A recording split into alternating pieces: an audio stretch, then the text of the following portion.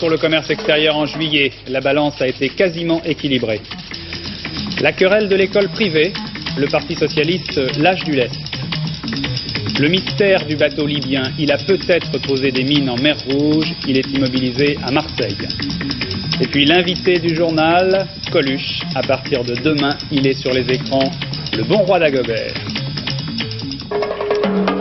Bonsoir, avant de développer tous ces titres, cette question. Est-ce que vous payez trop cher pour vos assurances automobiles ? Au milieu de l'été, on peut effectivement se poser la question, car début juillet, souvenez-vous, il y avait eu une réforme du bonus-malus. En fait, une augmentation. La raison invoquée à l'époque par les compagnies d'assurance, elle se disait en déficit.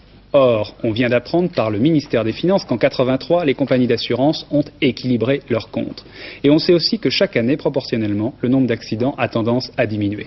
Alors, les explications de Geneviève Moll. Pendant 5 ans, de 1977 à 1982, nous avons mis les compagnies d'assurance en déficit parce que nous avions trop d'accidents. Aujourd'hui, on apprend qu'en 1983, les comptes de ces compagnies sont en équilibre. Les raisons, premièrement, il y a eu moins d'accidents, moins 4,4% en 83 contre plus 1,1% en 82. Deuxièmement, le coût de la journée d'hôpital a progressé moins vite. Troisièmement, surtout, les compagnies ont augmenté les primes de près de 30% en 2 ans. Malgré cela, en juillet dernier, nous avions droit à la réforme du bonus-malus. On peut s'étonner à propos de cette réforme du bonus-malus alors qu'au moment où la réforme a été discutée et même mise en application il y a quelques mois, on nous l'a expliqué par les graves problèmes financiers que rencontraient les compagnies d'assurance. 1 mois et demi après notre en application de cette réforme, on nous explique désormais que les résultats des compagnies d'assurance étaient parfaitement satisfaisants. On pourrait maintenant espérer, grâce à tous ces changements, que les primes vont baisser, mais rien n'est moins sûr. Je ne peux pas vous répondre que l'assurance automobile en 84 ou 85 baissera. Ce que je peux vous dire simplement, c'est que compte tenu du fait qu'il y a un changement important et inattendu qui est la baisse des accidents, c'est un paramètre dont il sera tenu compte dans l'élaboration du prix de l'assurance.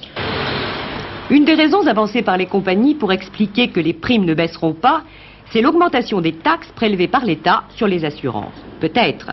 Mais les mutuelles aussi sont redevables de ces taxes. Et pourtant, l'une d'entre elles va reverser en 1985 11% des primes payées en 83 par ses assurés. En partie parce que le nombre des accidents a baissé. Résultat, pour le commerce extérieur en juillet, la balance commerciale était quasiment en équilibre, à 600 millions près. En tout cas, le déficit s'est nettement réduit par rapport à juin, essentiellement en raison de la diminution de nos importations d'énergie. Le commerce extérieur a tendance à se redresser donc. Le dollar, encore en hausse aujourd'hui, 4 centimes de plus qu'hier, il a coté 8 francs 85 à Paris. La politique, en Corse, le problème de l'Assemblée régionale semble réglé. La présidence n'échappera pas à l'opposition, sauf accident. La gauche a perdu tous ses espoirs de détenir cette présidence, car Nicolas Alfonsi, qui est tête de liste socialiste et radicale, préconise maintenant l'abstention. Et la situation s'est éclaircie d'un coup. Pierre Alain. Celui que les Corses surnomment le vieux renard argenté peut aujourd'hui se frotter les mains. À 73 ans, sans avoir eu ou presque à livrer bataille, Jean-Paul de Roccassera est assuré de la victoire. Le fauteuil de président de l'Assemblée corse lui est littéralement offert par ses adversaires politiques, avec en plus une sorte de bonus. Il n'aura même pas besoin de négocier le soutien de Pascal Arrigui du Front National, qui s'est toujours opposé à sa candidature et qui se retrouve aujourd'hui marginalisé par la décision de Nicolas Alfonsi. Les socialistes et radicaux du Sud ont fait un calcul simple, ne pouvant compter ni sur les autonomistes ni sur les nationalistes qui présenteront leurs propres candidats. La gauche était en tout état de cause minoritaire et elle a déjà fait l'expérience d'une présidence sans pouvoir. Cela a conduit à l'impuissance puis à la dissolution de l'Assemblée corse. En choisissant l'abstention, l'Union socialiste et radicale veut donc placer la droite, toute la droite, devant ses responsabilités avec les pièges ultérieurs que cela peut comporter. Mais en privant le MRG François Giacobi de ses voix, elle creuse encore le fossé qui a toujours séparé les deux grandes familles de la gauche, celle du Nord et celle du Sud, que les communistes auraient bien voulu aider à réconcilier. A priori, cette décision fait le jeu de l'opposition nationale. L'avenir dira si, aux commandes de la nouvelle Assemblée, elle réussira mieux que ses prédécesseurs. Raymond Barre sort de son silence pour fustiger les milieux politiques. Les Français sont fatigués par les discours partisans, dit l'ancien Premier ministre dans une interview au Monde. Ses critiques les plus vives, M. Barre les réserve bien sûr au chef de l'État et au gouvernement. Pour lui, les initiatives récentes du président de la République relèvent d'une stratégie de survie. Ce sont ses propres termes. Mais à propos du référendum sur les libertés, M. Barre, contrairement aux formations d'opposition, répète qu'il s'agit d'une idée juste et il regrette qu'elle risque d'être durablement compromise.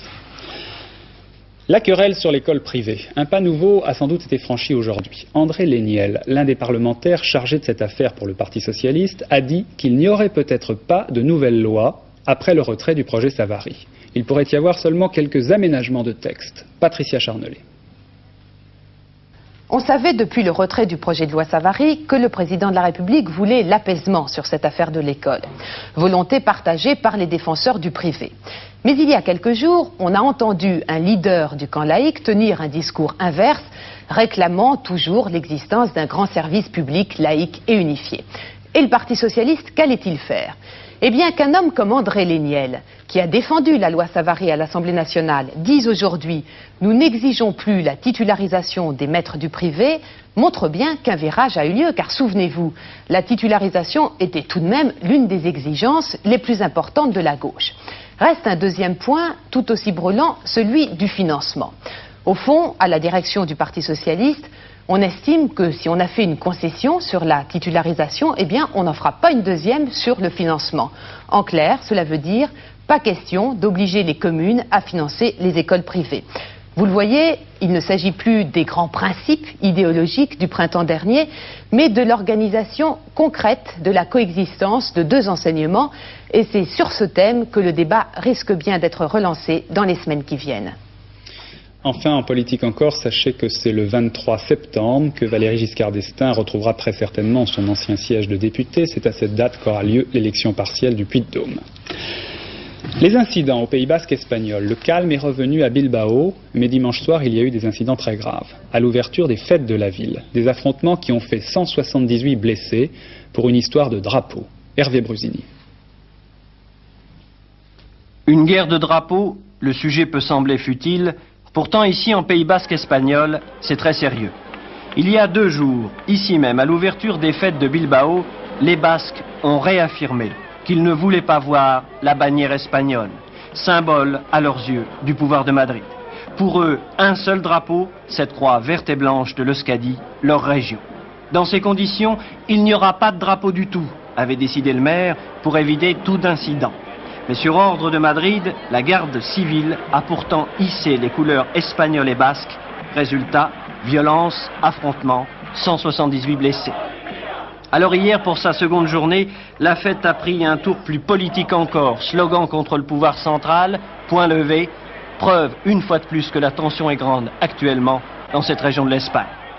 Mais hier soir pourtant, c'est la fête qui a eu le dernier mot et tout s'est terminé dans le calme. Le mystère du bateau libyen. Depuis quelques jours, des soupçons pèsent sur ce bateau, le GAT, un cargo qui transporte des marchandises et qui est attaqué à Marseille.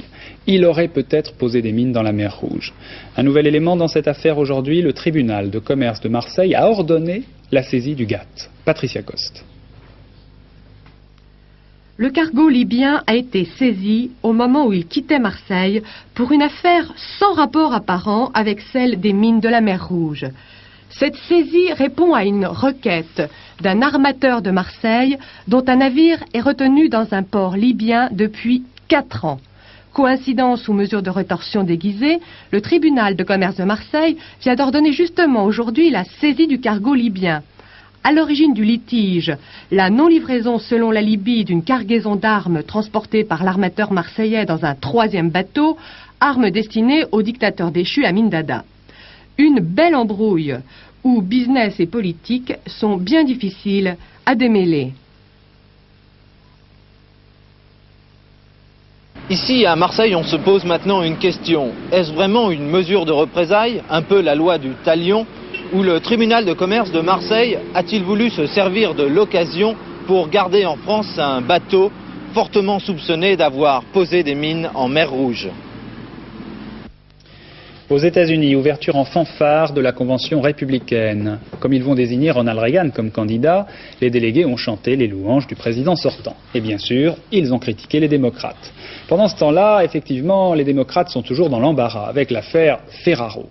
La colistière choisie par Mondale, Madame Ferraro, est en délicatesse avec le fisc. À Dallas, notre envoyé spécial, Édouard Laure. À Marseille, on se pose maintenant une question. Ce n'était pas Édouard Laure, c'était Jean-Marc Dubois qui était toujours à Marseille. Alors je pense que maintenant nous allons pouvoir joindre Édouard Laure aux États-Unis qui va nous parler de la Convention républicaine et de l'affaire Ferraro. Édouard ? Je pense que nous allons entrer en contact avec Édouard qui est à Dallas. Il y a à peine un mois, à la tribune de la Convention démocrate, Géraldine Ferraro, la première femme candidate à la vice-présidence des États-Unis. Et comme de tradition, entourée de sa famille. Et quelques jours plus tard, les premières attaques traitées dans un premier temps par l'avocat de la famille. C'est d'abord son mari qui est visé, un agent immobilier d'origine italienne dont les revenus font apparaître quelques omissions et à qui l'on reproche d'avoir des contacts avec la mafia. Puis Géraldine Ferraro elle-même, qui en principe, elle, ne devrait disposer que de ses revenus de sénateur. Et dans l'obligation, après de longues hésitations, de rendre publiques leurs déclarations d'impôts, les siennes comme celles de son mari. Ça s'est fait hier après-midi devant des dizaines de caméras de télévision. Ce qui permet aujourd'hui aux spécialistes de se pencher sur les comptes de la famille. La location, par exemple, à New York, d'un immeuble à un groupe d'édition pornographique. Et si le mari de Géraldine Ferraro apparaît comme la cible de cette campagne, c'est en fait bien elle que l'on cherche à atteindre, depuis le jour où elle est devenue une possible vice-présidente des États-Unis.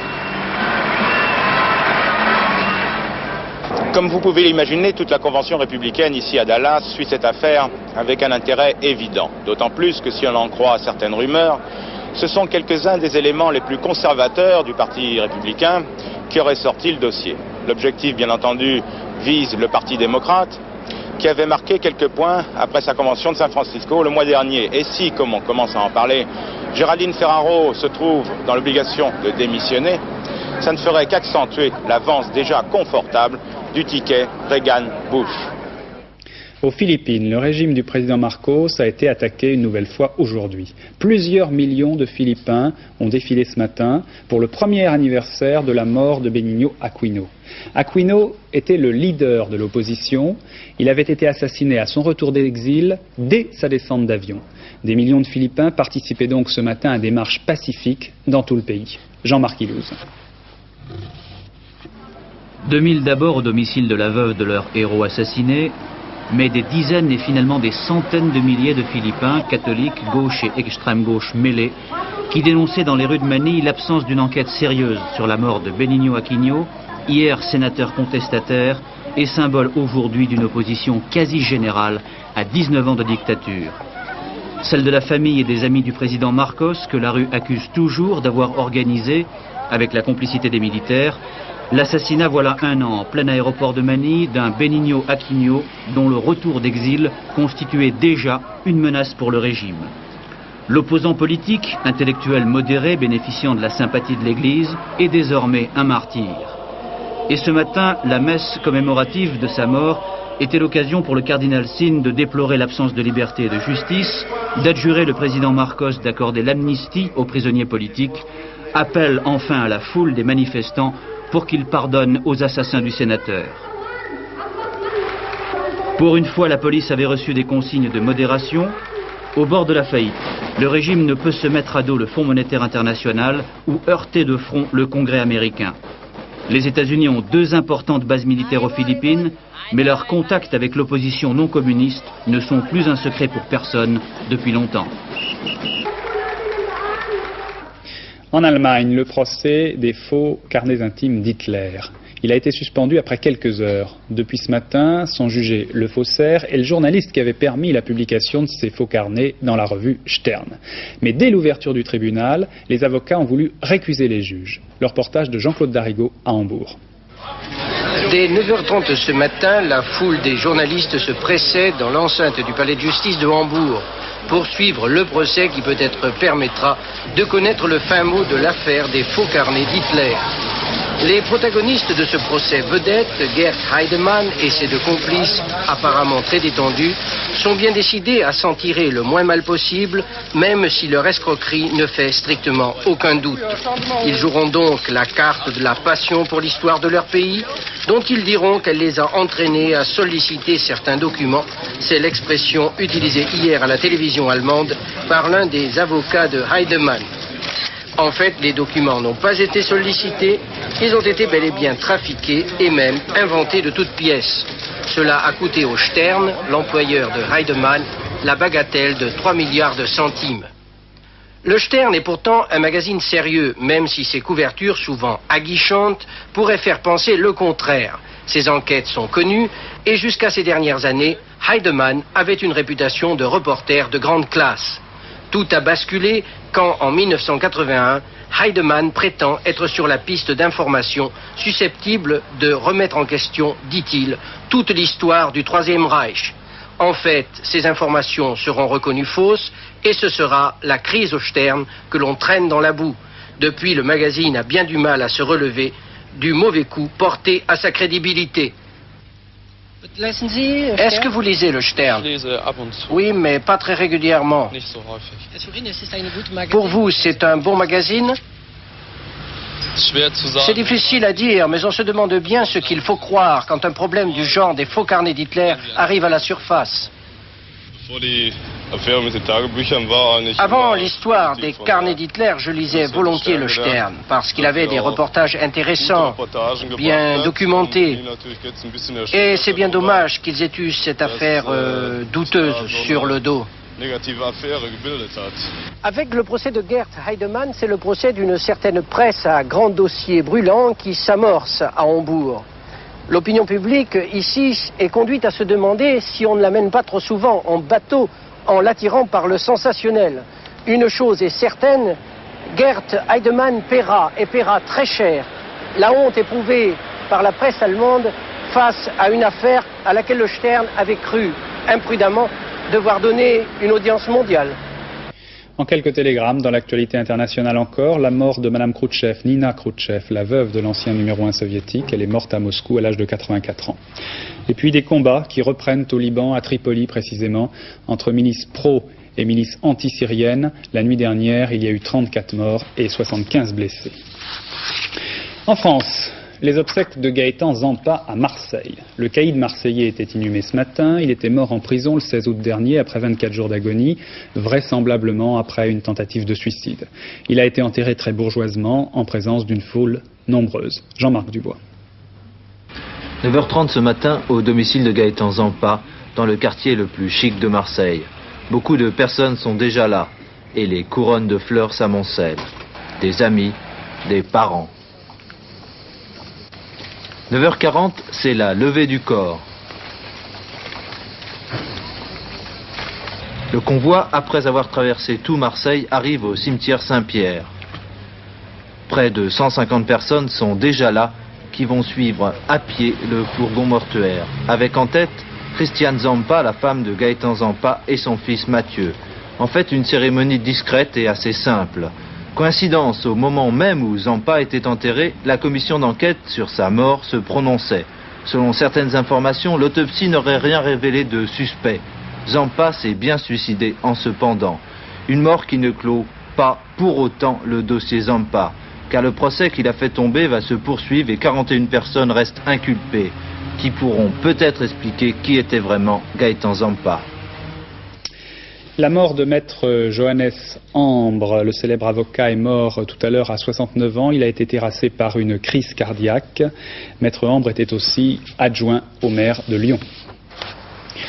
Les ventes de chevaux à Deauville. Hier soir, les enchères ont battu une nouvelle fois des records dans la vente des yearlings. 760 millions de centimes pour une pouliche. C'est un émir arabe qui a signé le chèque.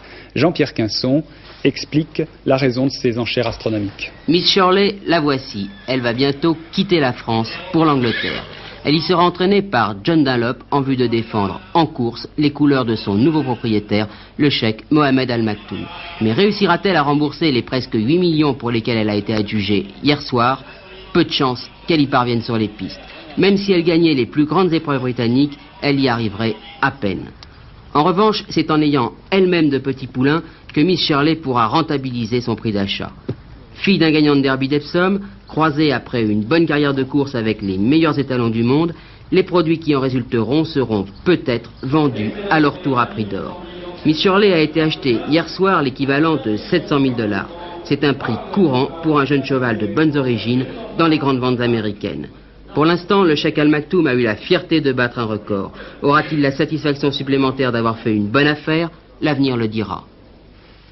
La télévision de demain, que trouverez-vous sur votre écran lorsque vous tournerez le bouton de votre poste l'année prochaine, dans 10 ans ou dans 20 ans, c'est-à-dire très très bientôt?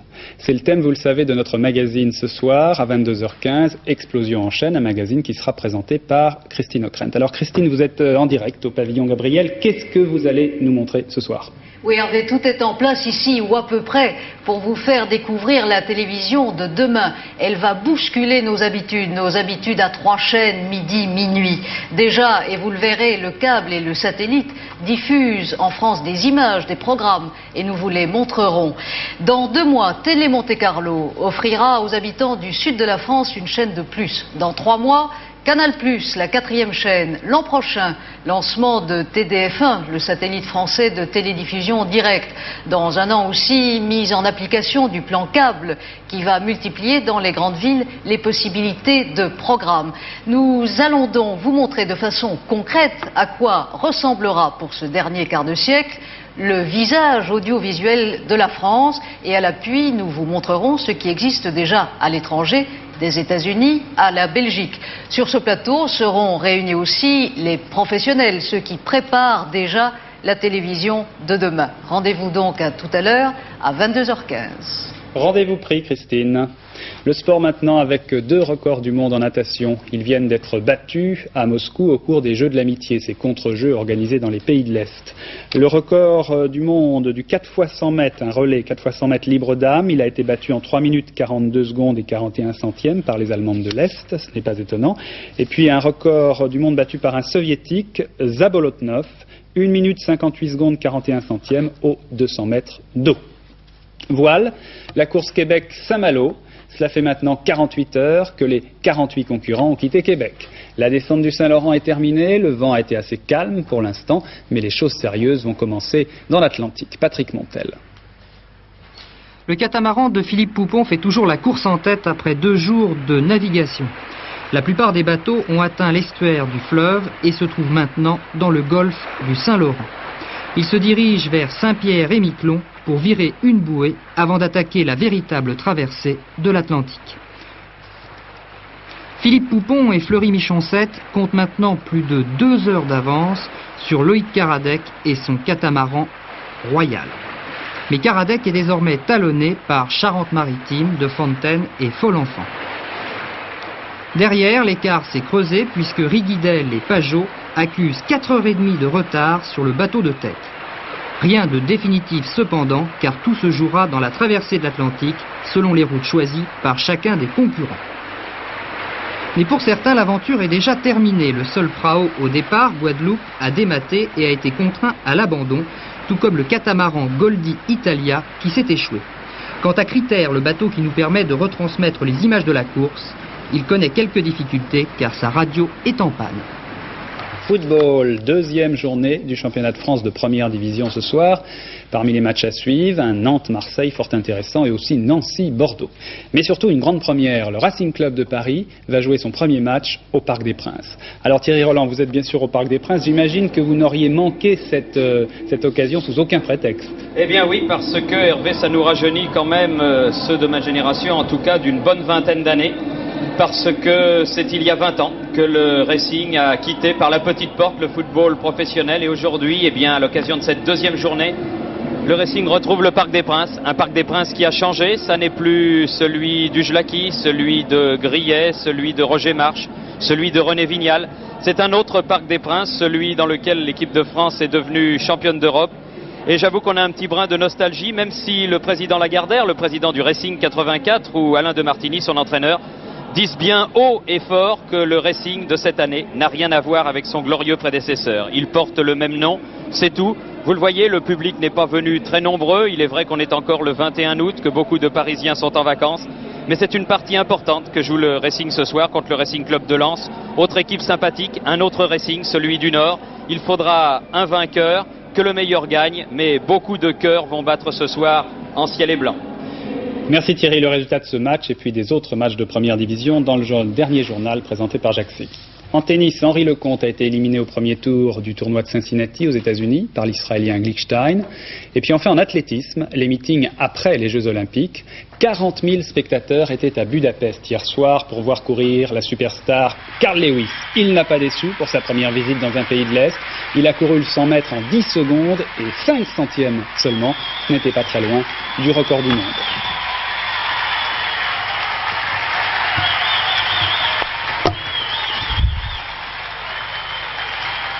Carl Lewis qui se détache irrésistiblement et qui produit son accélération aux 50 mètres comme chaque fois. À la clé, un temps de 10 secondes et 5 centièmes.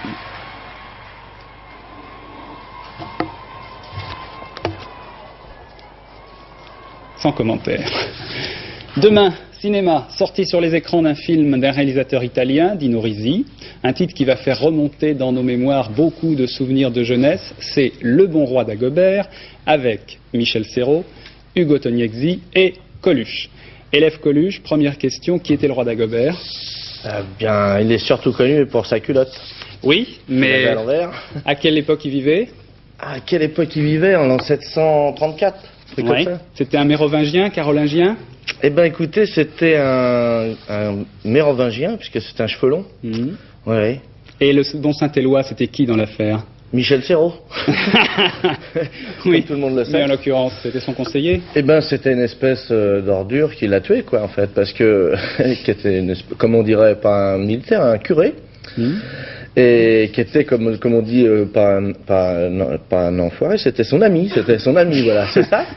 Et donc, si vous voulez, à la fin, il l'a vendu, quoi, pour qu'on le tue, parce que le roi d'Agobert, il est connu pour avoir mis sa culotte à l'envers, mais en fait, c'est pas sa culotte qu'il voulait mettre à l'envers, c'est tout, quoi. Il voulait tout changer à son époque, alors évidemment, ça gênait, quoi. C'était un précurseur, c'était un novateur à son époque? Ah bah oui. Oui, bien sûr, alors, il virait l'église, vous voyez. Dino Risi, donc, a mis en scène ce film. Qu'est-ce qu'il a gardé de la réalité historique? Ah bah, de toute façon, les personnages historiques n'ont pas voulu venir, donc on l'a fait nous-mêmes. Qu'est-ce qu'il aurait pu garder de la vérité historique? Je peux pas vous dire, vu que tout ce qui a été écrit sur l'époque, ça a été écrit en 1100 et quelques, donc personne n'en sait rien. Et puis à ce moment-là, à cette époque-là, il voulait pas être pris en photo, donc on n'a aucune trace, on n'a rien, on a tout improvisé. Et même peut-être on a un peu trop improvisé, quoi. Ouais. Peut-être. Un peu éloigné. Oui, je sais pas, j'ai l'impression, oui, que des fois on a déconné, oui. Bon, on va voir tout de suite un exemple en regardant un extrait de ce film, donc Le Bon Roi d'Agobert, Dino Risi, avec Coluche, Ugo Tognazzi et Michel Serrault. Relève-toi. Qui es-tu? Je m'appelle Crodielde. Ah, je te connais, tu fais partie de ma suite? Oui, je travaille aux cuisines. Ah. Tu as froid? Oh oui, Majesté. Comme tu grelottes, hein? Tiens, prends mon manteau. Merci, Majesté. Ah, c'est lourd. Attends. On va le porter tous les deux, c'est facile. Merci. Voilà. Tu es bien? Le roi et sa servante dans le manteau royal. Oui, Majesté. Tu as confiance, hein? Tu n'as plus peur de ton roi. Non, Majesté. Quel âge as-tu? 16 ans, Majesté. Tu es bien gracieuse. Jolie bouche. Oh, les loups, Majesté. Les loups. Là. Viens vite. Viens. Majesté, attendez-moi. Allez, cours. N'aie pas peur.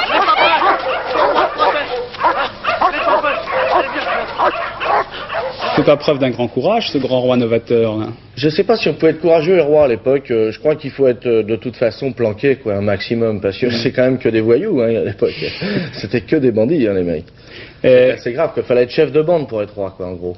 Est-ce que c'était une époque comique? Eh ben écoutez, l'ayant pas vécu moi-même, je peux pas vous dire. C'était une époque particulièrement comique. En tout cas, le mec était célèbre parce que il voulait rien faire comme tout le monde, quoi. C'est une fine ordure, quoi. Ça se voit bien. On voit bien qu'il il essaye pas de la protéger un instant, quoi. Et c'est tout le temps comme ça dans le film? Oui, lui, il voulait qu'on puisse avoir plusieurs femmes, qu'on puisse ne pas aller à l'église si ça nous faisait envie, tout ça. Et c'était énorme de changer tout ça à l'époque, et c'est de ça qu'il est mort, quoi. Ouais. Un peu comme d'autres après. D'accord. Merci Coluche. On va demander à Alain Gillot-Pétré maintenant ce qu'il pense de la météo demain. Alain qui a toujours sa culotte à l'endroit. Oui, oh pardon, excusez-moi. Oui, demain, nous aurons des orages comme s'il en pleuvait. Et il en pleuvra, tout le monde sera servi. Regardez la photo satellite de la météo nationale. Vous avez toujours cette perturbation qui arrive de l'ouest, qui arrive tout doucement, qui arrivera demain sur la moitié ouest du pays. Pour la moitié est, il faudra attendre après-demain. Vous voyez, des orages qui ont été très violents aujourd'hui sur la Bretagne et qui pourront être demain extrêmement violents. L'anticyclone est là qui bloque, qui apporte de la chaleur, il y a d'humidité qui arrive par là. Il y a tout ce qu'il faut pour faire de beaux orages, soyez très prudents. Regardez la carte de demain. Sur l'est du pays, des Vosges, aux Alpes et à la Corse, c'est du beau temps. Du golfe du Lion au Lyonnais, au bassin parisien et au nord, le ciel se couvrira, il fera de plus en plus lourd et le soir, il y aura des orages. En milieu de journée, des Pyrénées au Limousin, à la Touraine, au Maine et au Cotentin, une ligne d'orage souvent violent. Ensuite, par l'ouest, le ciel redeviendra variable avec des averses et les températures seront plus fraîches par l'ouest. Les voici ces températures qui sont en baisse. À l'ouest du pays, de 23 à 26 Coluche sur l'ouest, donc ailleurs cela ira de 28 à 32 degrés, c'est en baisse quand même. Demain c'est le mercredi 22 août, le pays du soleil, 6h52, hein oui. Couché 20h53, bonne fête à tous les Fabrice. Merci Alain. Je vous donne tout de même les prochains rendez-vous avec l'information. 22h15, on vous en a déjà parlé. Explosion en chaîne, la télé de demain, présentée par Christine O'Krent. Vers 23h40, la dernière édition du journal, Jacques Segui. Et puis demain, vous retrouverez à 20h Christine O'Krent. Bonsoir.